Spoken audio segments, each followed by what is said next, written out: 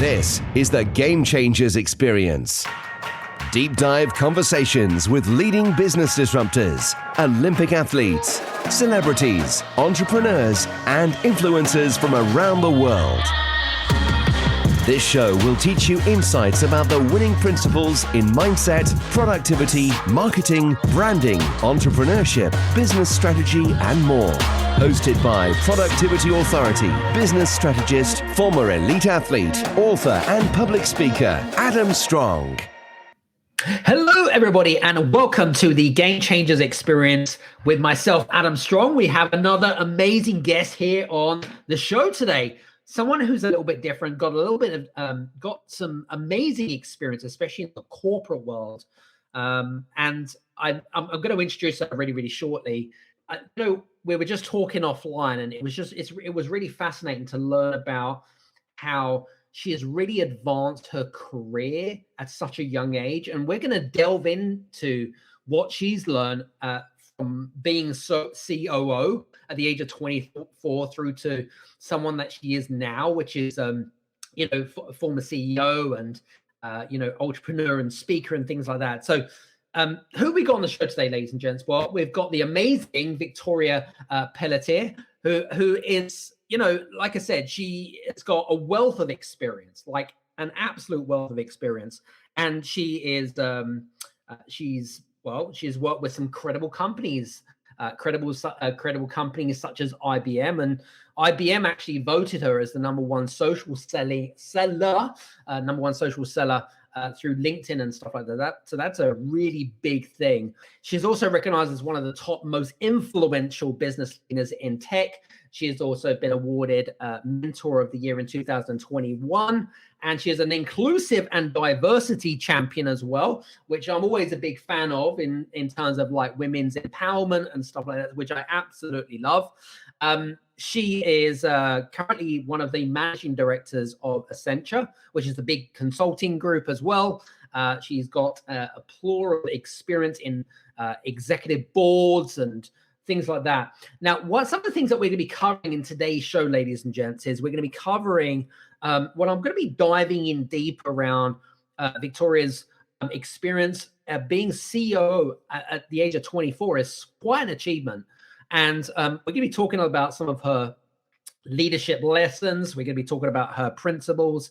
We're going to be talking a little bit about culture. We're going to be talking about how to build culture, how not to build culture, right? We're going to be talking a little bit about that. So we got a wide diversity of different topics, and we're going to be I'm really looking forward to today's conversation. So for you guys that are listening in, make sure that you've got a pen and paper handy, of course, and we're going to put all of Victoria's social media links below.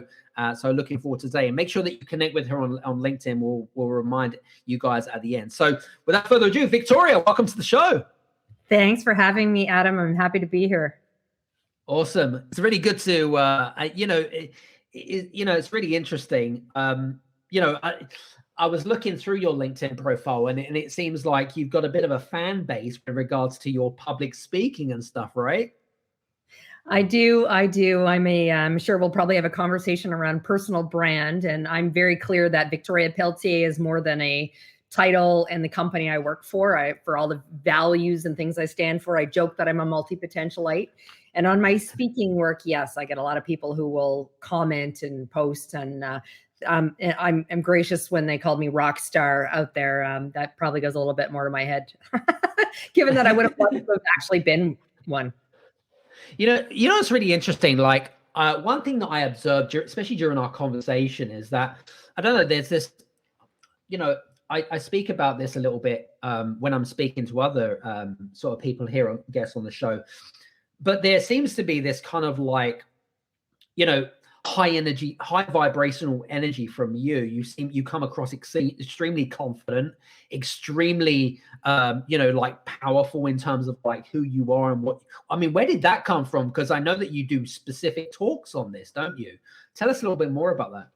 Yeah, well, it's interesting. I think it comes from a multitude of places, Adam, from the fact that I'm tall for a woman, and I hit this height by the time I was 11. So in my head, I feel like I'm 6 feet tall. I'm 5'8" and shrinking by the day. My mom put me into modeling when I was younger because I'm adopted, so they didn't know how tall I was going to be. Of course, every mother thinks their child is exceptionally beautiful, but she also thought it was going to help break me out of my shell to some extent, because the extrovert you see in front of you now wasn't always. And so I had the opportunity to stand on stages quite early. That modeling worked its way into acting. But what I will tell you, so there's a confidence that comes in standing in front of audiences, but I wasn't always confident speaking as Victoria, right? Wearing a mask, I could play a character. And so it came from that. It also came from the fact that early experience in the workplace, I felt like I needed to show up very differently because I was so much younger. And I'm not a fan of fake it till you make it, but confidence is the one thing that I leaned into. I made myself come across as though I was confident, even though I was like, had butterflies and scrambling inside, to the point that I did that enough and leaned into that discomfort that now it's just completely natural and quite honestly innate in who I am and how I show up. Interesting. So when regards to kind of leaning into that kind of like confident figure that you saw, there must have been some sort of, would you kind of like comparing yourself to somebody else? Did you have was there like a role model that you were kind of like aspiring towards? And what was the premise behind that? So I never had a formal role model that I aspired to, but rather I sort of manifested the way in which I wanted to appear standing in front of an audience, whether it was just a boardroom table or once I started speaking on stages. And that was, I manifested that I was going to, come across as confident, so people would believe in what it was that I was talking about. I knew that I need to be engaging or people would tune out. And this is long before I've been speaking for almost 20 years now. I mean, now everyone's multitasking on their phone. And if I'm going to hold their attention, then I know I need to captivate them somehow, inspire, motivate them, engage with them as an audience. So the role model was the vision of what I thought I needed to be standing on stage. So it was probably more of a fictitious character that I would model myself after, more around the characteristics and actions I knew I needed to demonstrate to stand in front of people. So as like speaking, is that kind of like, I mean, you mentioned speaking numerous times in just a couple of minutes. Is that something that you from a young age, you saw yourself on the big stage, whether it be, I don't know, whether it be a kind of standing on Broadway or whatever it might be? Like, what sort of speaker did you want to become?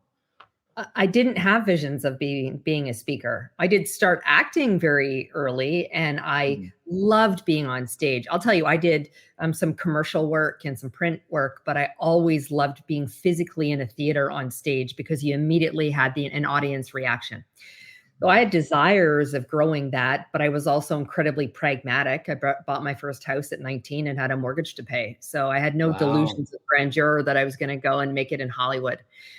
So when I shifted at some point, it wasn't natural. I needed to, as an executive, speak at conferences where we were partners at, or to try and pitch. I've been predominantly in a business to business capacity my entire career. So selling to other businesses. And so that meant being on stages. That it wasn't what I planned to do. And the first few times I had to do it as Victoria on a stage, talking about business or talking about leadership or whatever it was in the early days, wasn't natural for me. Me becoming a professional speaker came later in life. And again, a lot of that was to do with what I felt when I spoke. And then also when I started to share a very different message and be more vulnerable, I even got deeper connection and reaction from audiences. And that's when I'm like, I love this. I have to do this on a much greater scale than I am today. It's interesting. It's when I don't know about you, but when I speak, it's kind of like this adrenaline rush. Do you know what I'm saying? It's like you get this adrenaline rush, but it's kind of a mixture of adrenaline versus butterflies. Like remember that first date that you went out on, and it was like kind of this feeling of butterflies in your stomach, and it's like, oh, this is kind of weird. All these different feelings and stuff like that. Anyway, I digress. Now, interesting enough, because you become, I'd love to know how you end up getting into kind of the executive world, becoming CEO at the age of 24. That, that's an amazing achievement. What was, I mean, tell us a little bit more about the background on that. Was there, I mean, you know, the person that was running the company, what did they see in you in terms of your qualities and thought, you know what, this girl, she's going to go some places or whatever it is? I'd love to kind of get some backstory on that. Yeah, sure. I did have plans on being a lawyer, but I worked for a bank while I was in university, and a voracious learner and trying to improve myself. And so I took additional courses to allow me to do more within the bank. And I should also note, Adam, I started working at age 11. And by 14, I worked in a shoe store and I was the assistant manager. So I came into leadership very early. And so when I was working in the bank, I got promoted up through the ranks and to lead larger scale operations across a different areas within it. Because, for example, I'd taken my securities license. I'm originally from Canada, so I had my Canadian securities license. So I was able to run large scale operations for the brokerage. And so when an executive recruiter came knocking on my door, it was because I was already I think I was director level at that point within a large Canadian bank, running massive large scale contact center operations with financial services experience. And the executive recruiter, third party, was looking for someone with contact center experience and particularly banking, because many of it was an outsourcing company I was working for, and many of their clients were banking. And so I met many of the ticks in the boxes were met or achieved. Not all of them. So that COO role was, general manager role where technology reported to me, HR, sales, marketing functions that I hadn't had accountability for before. But what I think the CEO saw in me, and, he was older than me, but he, wasn't, gray haired yet himself. I'm going to bet he was maybe 40 at the time.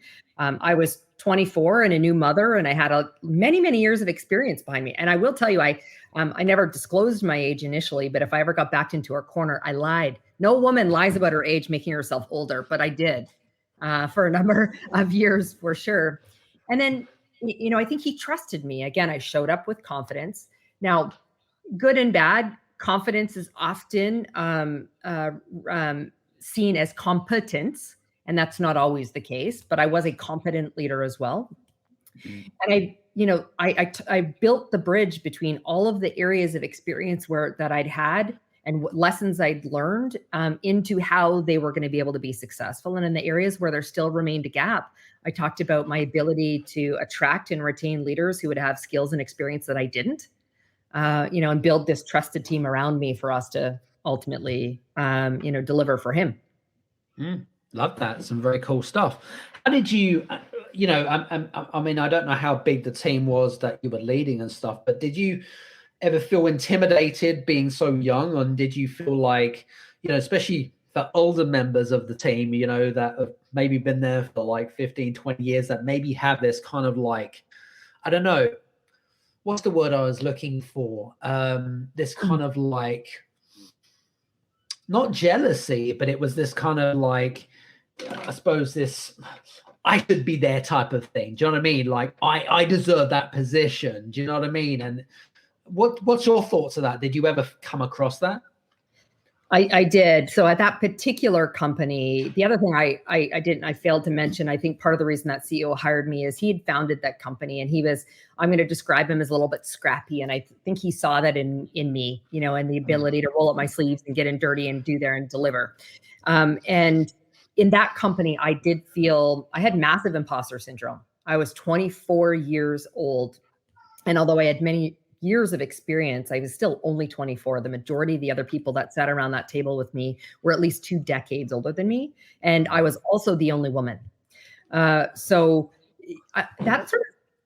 of, it created a bit of this barrier. And I later got this unfortunate nickname as the Iron Maiden, not just from that company, but from a couple of others. I felt like I had to show up with a mask. I wasn't going to show any emotion or vulnerability. I was going to go in and demonstrate. I was going to perform, and I was going to demonstrate that I had the maturity and skills and experience to be there.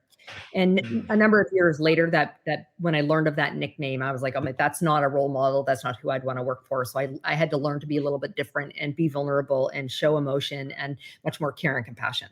But on the age piece, I did have it at another company. I had gone in subsequently, and been hired as the senior vice president within an organization reporting to their CEO. And I had a couple of fellow colleagues that sat around the table that didn't have the S in their title. They were VPs. And there was very much a, what is she doing coming in here? I've been working here for 10 years. She's come in more senior than us. I think, again, I was younger than the colleagues. And so it was a very difficult situation. I was aware of it. I mean, this one in particular individual made it very difficult for me. He was very openly hostile as a result of that. And so it took patience and professionalism from me to try and, I'll say, win him over, but like demonstrate that I have skills. I've earned my seat at the table here, and let's just find a way to work together so that we're all successful. Love that. So that, that's such a mature way of, doing stuff. And we'll go back. We'll actually come back to the whole kind of like premise of wearing the mask, because I feel like even in this day and age is that there's so many leaders out there that go around wearing a mask and try to be people that they're not. Do you know what I mean? And it's sad. Yeah, we're gonna talk about that, because that actually really that makes my blood boil a little bit. Purely, yeah, it's interesting. It's an interesting topic. Anyway, so I know that you do a lot of speaking. I know that you kind of like in what I call a time of your life in transition. I suppose you're in a transitional period, aren't you? And trying to find things and stuff like that, which I love. I suppose experimenting as well, which is kind of a cool thing as well, kind of like, see where the next kind of opportunity comes. But from your perspective, like working in such senior roles from a young age, what do you think were your biggest learning curves from a leadership perspective? What were kind of like, were there ever a time where you ever felt uncomfortable? I mean, not just generally with people, but maybe with decision making or whatever it might be. Was there anything kind of like jumps out of your mind? Yeah, there's been a few for me. That very first role was pretty pivotal in that I needed to trust in my capability to step into what was quite a stretch role for me, for sure. And that the other lessons I had to learn was, again, the mask I wore, how I showed up as a leader in my first few years as an executive. I'm not proud of. I live with no regret, and I don't have a regret, but I just think I could have done it so much differently. I wish that my 20-something-year-old self could see my 46-year-old self now and realize that it's okay to, again, be vulnerable, to be this really human-centered kind of leader. So that was one. The other would be, I've been through 18 mergers and acquisitions in supporting the companies I've directly worked for, not even naming the ones that I've worked with clients on. And the first time I went through one of these really large scale ones, I was relocated for my first time. I'm a Canadian citizen, US resident now, and I'd been relocated from Toronto to New York to help integrate. We'd acquired a number of like US companies and come in, and I was leading operations where the majority of the people sat. And although I'd gone through reorganizations within, by necessity within other businesses, I'd never done it to this scale, and understanding the relationship dynamics that came with the people that came over through acquisition. So I say that ultimately I was successful in that, but there was some stumbling along the way, and I needed to learn to be a little bit more mindful in everything from due diligence earlier and looking at different things for future acquisitions, to, again, leaning in a lot more deeply into the talent side of the acquisition and ensuring it was going to be successful. Nice. Like that. Some very cool stuff. What did you feel like, because you mentioned around, you wish like if you was to be able to jump into a time machine and being able to change a few things or whatever it might be, you'd mentioned that. But in terms of like improvements, I mean, obviously you've evolved as a person over the last 20 odd years, right? We all do. But I guess, like, from your perspective, what would you say that, based on where you're at right now, do you feel like there's still improvements to be made along the way with regards to the sort of the role of, your leadership style or whatever it might be? What's your kind of take on that? I think we can always evolve and improve, for sure. I feel a great deal of content's probably not the right word, but I'm happy with how I've evolved as a leader. I do still think I will continue to evolve, but it's an area where I think I've worked the hardest to excel. But there are still areas of who I am as a human and how they show up in business, period, that I would like to improve. I'm not sure in some cases I can. So patience. I am not a patient individual, and period. And so I can try to improve or master. I don't know if you master that. I can try, but I also know that it like really innately is just, it's not in my A-type personality. So instead, what I've learned is to show up differently in different ways. So I also operate at a pace that's faster than most. So I know that as a leader, I need to slow down. I need to let people catch up. I need to let people manage my expectations with facts and data behind it to support that if I'm asking for timelines and things like that. And so that's probably the area where I will continue to need to spend the more significant amount of time on myself, either improving or just recognizing that I need to do some things differently because I can't change completely. No, that's cool. I like that. Some good stuff. Now, I want to kind of like jump in here a little bit because I know that we've spent quite a lot of time like talking about some personal stuff, which is kind of cool. But I wanted to also talk a little bit about like culture, because I know that a lot of our listeners are, a lot of them are with smaller companies, and I feel like we haven't really touched too much on the whole kind of culture stuff, but you being in an executive role, I suppose you've been in small companies as well as large companies, right? So you've kind of like got a great diversity in terms of experience. What do you think from your perspective from a company that is, I wouldn't say is, well, I'm going to say is relatively new in terms of their growth, it's steady growth. For example, it could be a professional services company or whatever it is. And they want to make sure that they get their culture right from, it's not going to be right from, immediately. But if you were asked for some advice from smaller businesses and they said to you, Victoria, I want to be able to create a unique culture within the company and being able to build a company on our terms and have happy employees, engagement, and all kind of stuff. What would you say to those individuals? Like, what would be kind of like your, I don't know, top tips with regards to building thriving cultures? Well, I'm a big believer, Adam, that culture is actually the outcome of a result of a lot of things. And a lot of people think, you just plaster on the wall a nice, vision, mission statement, and, thou shalt be.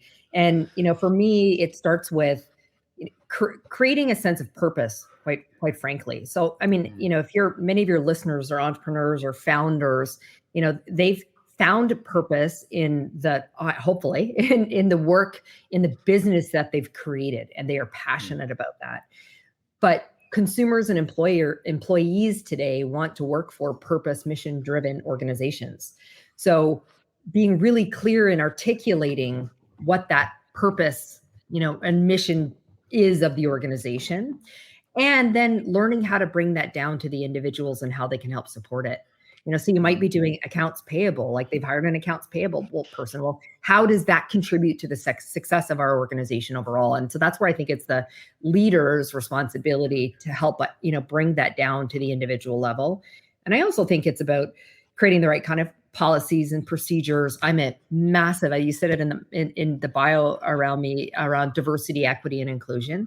Are you creating policies, procedures in an environment where everyone feels like they can show up in their with a sense of belonging, bringing their whole selves, being open and transparent about who they are?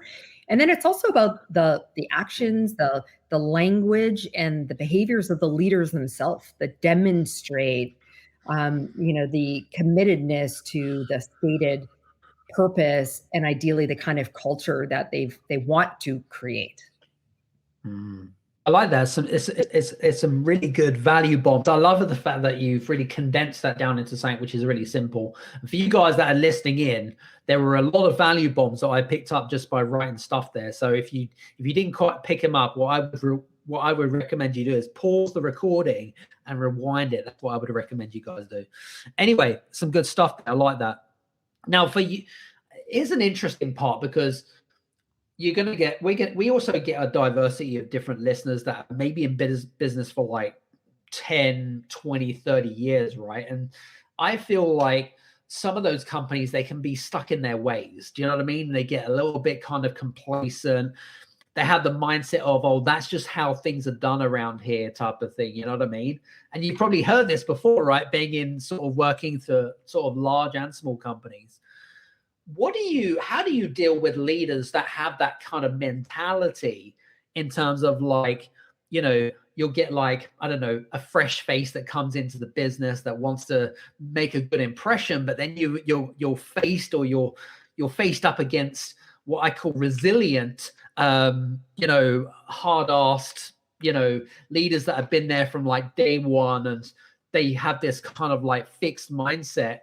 What's your what would you say? What advice would you give to that kind of like young, go-getting sort of, leader that wants to make a difference, but they're really faced with, some would call them assholes, if you like, however you want to call it. But how would you deal with that situation? Have you been in a situation like that similar? So I have. In fact, in one of the acquisitions that I referenced earlier, it took me 1 full year with one of the leaders to get her on board with recognizing that there was a different way for us to be doing business and using new tools and technology to support our clients. Now, would I always wait 1 year? No, but she was critically important to the client, who was critically important to our business. So there's times where that was an exercise in patience for me. But again, understanding the outcome, and so what I'd say is, there's going to be a multitude of those people. So for that, young or old person who has to deal with those, hard-headed individuals who are not prepared to recognize that there's a different way of doing things, I think a lot gets built on trust and rapport. And so building that with the individual, who will then start to listen potentially to a different perspective, again, because they've built that kind of relationship with you. I also think that it's around having the data and fact to support it. I mean, just coming in with a whole lot of intuition without experience and data to support it will certainly be helpful in that regard. And also this like stick-to-itiveness. I mean, I'm the type who I don't take no for an answer. And I'm the type who wants to break things, so I do get to put them back together again. I hate the status quo. And so I also choose for those individuals, and I'm not saying immediately, but, find the right kind of environment, going back to culture, the right kind of environment that's going to suit, you and your personality and the way in which you want to work. There's still going to be, people all around, but again, building their trusted relationship with them, understanding, sharing your experience, understanding the data points to try and help bring them onto your side. And then lastly, I'd say, Adam, there's a hierarchy for a reason. So consensus is great, but at some point the hierarchy matters and someone gets to make a decision. And then you work through, to the best of your abilities, the change management process to get as many people on the bus proverbially as possible. Love that. Some good stuff. I love that. Now you mentioned that you've been part of like at least 18 different management acquisitions, which is a phenomenal amount. You'll be lucky if, in people's lifetime to be part of just 1 or 2, right? But 18 is quite phenomenal. What do you like from a leader's perspective? And I'm just thinking it from a leader's perspective here. And there's a lot of, especially when a company acquires another company, or if you are selling, to whichever remit that you decide. But from a leader's perspective, I was going to ask you, like, what are some of the, I wouldn't say duties, but what would you say are some of the ways of leadership in terms of like the style of leadership? How does it change in terms of like, because some people might be thinking, well, this is the end, right? It's the end. Our jobs are gone. Do you know what I'm saying? It's like the kind of this level of insecurity then kicks in.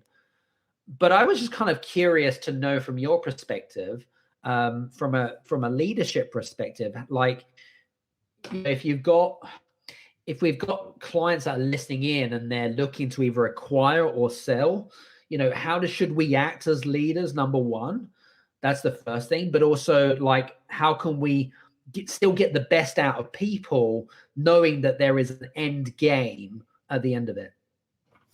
Yeah, I think. Well, I mean, it's different in terms of you're selling or you're buying in terms of the early stages of due diligence, et cetera, and how I'd recommend to your audience. But let's assume a transaction's been completed, from the acquiring organization, and even for the company that's been acquired, lots of times there's an expectation to stay for a transition period or 1-2 years, whatever afterwards. And so I think it becomes really important for those leaders to do a few things. So first, where I see a lot of these M&A deals go wrong is around the change management component of it. Mm-hmm. And this it is like multi-pronged in that one, these companies go, hey, I have a project management office, a PMO that does change management as we implement new clients or new technology all the time. This is different on a whole other scale. And so if they haven't had experience in how to write communications and build a plan around that, that's one. Two is not having a dedicated team around that and expecting that everyone's going to do their day job plus all the integration work that needs to go on. I mean, that's a recipe for disaster. It's not like any companies are sitting around with like people who are only doing a majority of their people doing like 50% work and have capacity to take this on. And the last thing is, there's more than that, but the other thing I would focus on is around the leadership, the communication, the being as incredibly transparent as possible. And in these situations, you can't always share everything, certainly, but to the extent that you can do, right? And say, like, so for me, like in bringing leadership teams together, I've said, look, the company is expecting that as a result of this acquisition, there's going to be some synergies. So some people are going to lose their jobs. I'd rather say that up front, but also say, we're not doing death by 1,000 cuts. We're going to go through this as leaders. You're going to help me decide, like, we're going to work through this together and manage it that way. And that also, again, that once we do it, I hate the death by 1,000 cuts. I've been in one organization where it was just constantly, so people always lived in fear. And so doing it that way. And then again, building like a lot of, trust and rapport with others. I use that example of that one woman. It took me a year. Now, had I not invested in the time and done some of this was due diligence around understanding how important she was to our client, I could have made an earlier decision to say, she's so incredibly difficult, I'm going to exit her. But I could have potentially lost that multi-million-dollar client as a result.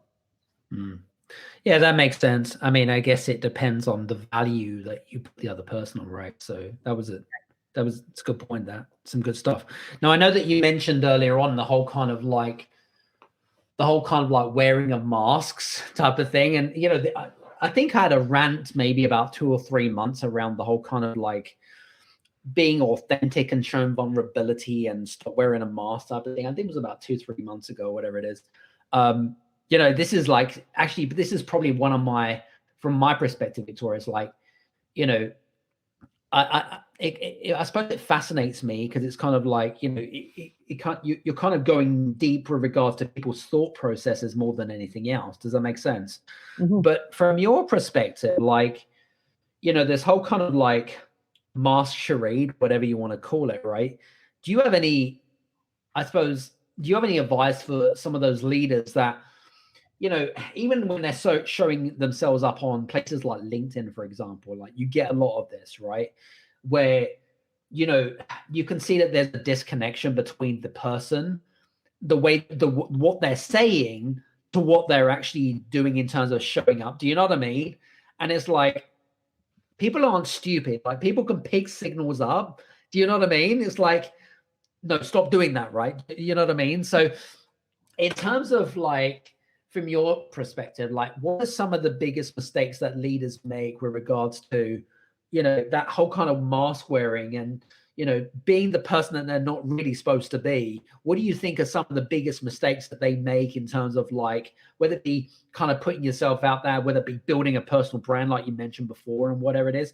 What have you found as some of the biggest mistakes that people make? I think that people's individual experience and own insecurities inform the way they show up in business, and lead their people, and that leads to their downfall, quite frankly. And by that I mean, I think someone might have had a really poor experience as they were earlier in their career, and they've taken that with them everywhere they go. It doesn't mean all leaders, so they choose to act in a very different way. I had at one company a person who he'd come from a pure partnership type environment with equity, and the way that dynamic worked as he then came into a publicly traded company, and that dynamic and how he would show up, he needed to make sure that when he met with teams who he needed to work with them, they weren't all his direct reports. You work in a highly matrixed organization, you're working through that indirect reporting system. I needed to say to him at some point, like he would tout to everyone, well, I'm the partner here. I'm like, okay, everyone's got that. We can look up your title. So like how do we get people on board? And so, for me, it was sitting with him and having a conversation. And I know that comes from his, a prior experience, and that's what's informed. But I also think there's this, I talked about insecurities, and there's a fear of failure. There's a fear of rejection. And so people put on whatever mask or persona they think they need to prevent anyone from seeing the cracks in the armor. And again, it shows up as you said, Adam, like fake and not believable sometimes, or just you just don't like that person. And so, my advice is to be your authentic self. If your audience goes and looks me up online, I can guarantee that if anyone ever worked with me or meets me in person, there is no difference in the Victoria that you are seeing online versus the person that you meet face to face. In fact, for the New Year post, everyone's writing, yay, so merry. I actually said, no, 2022 was one of the most difficult in my adult life. People might think by seeing my posts on LinkedIn and I've won some awards and things like that, things are so amazing. But I'm like, no, let me tell you what it looks like. But that goes back to my resilience, my unstoppable nature. And so it's all connected. So I feel like it's so abused when people talk about being your authentic self and being vulnerable. But at the end of the day, I can tell you from firsthand experience that has materially made a difference for me in my own leadership and the kind of followership I've subsequently built. Yeah, that's a really good point, actually. I love the fact that you picked that up kind of, the whole kind of like, you attract who you want to become. Does that make sense? Do you know what I mean? It's like, and I don't believe in the whole kind of fake it before you make it crap. I think it's kind of like very much, pre-2019 type of thing. You know what I mean? So it's just, I get that. And it's interesting because, and I'm so glad you kind of shared that whole kind of like, 2022 was kind of difficult because we're also live in a very judgmental world. Do you know what I mean? It's like, well, they're doing so well. Oh my God, they won so many awards. Oh my God, they're on stages. It's like, but really behind the shell, is it all what it's made up to be? Like, are we really sharing our true colors, if you like? Do you know what I mean? It's like kind of like, but I suppose that kind of like intertwines into that whole kind of like personal brand kind of thing. If you, I suppose this kind of like, do you wear a mask because you want to be seen in a different light? But I suppose you picked up a really good point about the whole kind of people's insecurities, because really it comes to, who am I comparing myself to? Why am I, and that whole kind of feeling of being judged, right? And it's interesting just to kind of like where that thought process comes in people's minds. I just don't get it. Like authenticity was like, is as important in terms of my core values, but I guess it's easier said than done, right? That's what I'm kind of trying to get at. Yeah, absolutely. And it's not just about personal brand. I tie this back fundamentally to me doing the right thing, and me also, when I talk around culture being an outcome. It's about, do you feel safe showing up in this great sense of belonging? So for me, being my authentic self, me sharing my story creates the space and capacity for others to feel like they can do the same, and thereby builds the right kind of culture from a diversity and inclusion perspective that I would want on the, as my mission statement, but I can actually live it, but me demonstrating as a leader. So it's not just the right thing to do. It's not great for my personal brand. It's great for DE&I. It's great for my team all around. Like, I think people look at it and, as a, very finite, myopic reason to do these things. And the reality is it's just, brings benefits across all areas. Very good. I know that we're coming towards the end of our conversation, but I guess like my thought process is saying to me, when we talk about leadership, right? So we think about leadership, we talk about a lot about leadership, how it's changed over the last sort of, since the time that you became COO compared to now, which is 22 years, a long time ago. But how do you see that in terms of the future of leadership? How do you feel that's going to change in terms of like how people show up online, to like the types of leaders that we're attracting into companies now? Are they very different type of thing? What's your thoughts behind that? I think I feel very fortunate that I learned many years ago this style of being, not just leading, of being, because I believe that this is the expectation for how work should be done and leaders should be operating going forward. This hustle culture. Now I think the pendulum's swinging, and so I'm not saying it's not going to come back a little bit, but the focus purely on, hustle hard, will be balanced by different types of metrics within a business. And so things like, ESG goals, are we all contributing to DE&I within our workplaces? What are we doing for sustainability? People want to work for, I mentioned at the start of this, purpose-driven organizations and leaders. And so I think that's very much the differentiator for the future, is we're all fighting for talent and then hoping to retain them as well. And so again, I feel fortunate to have done it because it felt like the right thing and I saw it working. But now particularly as I work with other businesses and coaching them on what transformation should look like, this is really what the demands of consumers and employees are now, and I suspect will be for a very, very long time. I guess the whole point of the thought that, you mentioned around the whole kind of like, this is the way that things should be done. But I guess who sets that tonality? That's kind of like do you know what I mean? It's like, well, who says that? And, and I suppose for me, I'm a little bit of a disruptor in that way. It's like, well, yeah, I get that, but who said that type of thing? Do you know what I mean? It's like kind of a rule book that we're trying to follow here. Well, I don't know. No, I mean, I think, Adam, look at like, Elon Musk has come in and bought Twitter, and, they had a very different culture in the way it was working before. And he's come in and it's like, this is what it's going to look like. And I think as an employee, you then have to make a decision. Now you might stay for a period. You might make a decision to say, I'm out. Like, this is not aligned with my belief system and how I want to work. And you'll stay there until you find another job, or you just outright quit. So I think CEOs and founders can make that decision, but understand the limitations that are going to come in terms of who's going to want to work with you, who's going to want to buy from you, or how far you're going to be able to grow. So again, you can make that decision, but it comes with specific outcomes. Absolutely, 100%. Love that. Well, I know that we've covered we've covered a wide diversity of different topics today. Like literally, I know that we could go into so many different avenues, which we're not going to have time for, ladies and gents. But for you guys that have been listening in, and listen, it's been a really fascinating conversation, because I don't think we've ever had on the show someone that's had, someone that's been in C-suite kind of senior executive roles, that's kind of transitioning into like, full-blown speaker type of thing. I kind of love that. I've never come across that myself, because I feel, I was saying this to Victoria, I was like, normally with most people that are either running their own business or they're in C-suite or whatever it is, normally most of those people suck at speaking. It's normally like death by PowerPoint type of thing. Do you know what I mean? You ever get those types of leaders that, and they still exist today, by the way, heavily. I just wanted to point that out to you, by the way. So it's so funny. Anyway, I just wanted to say, Victoria, thank you so much for being on the show today. I really appreciate you. Thanks for having me. It was a pleasure.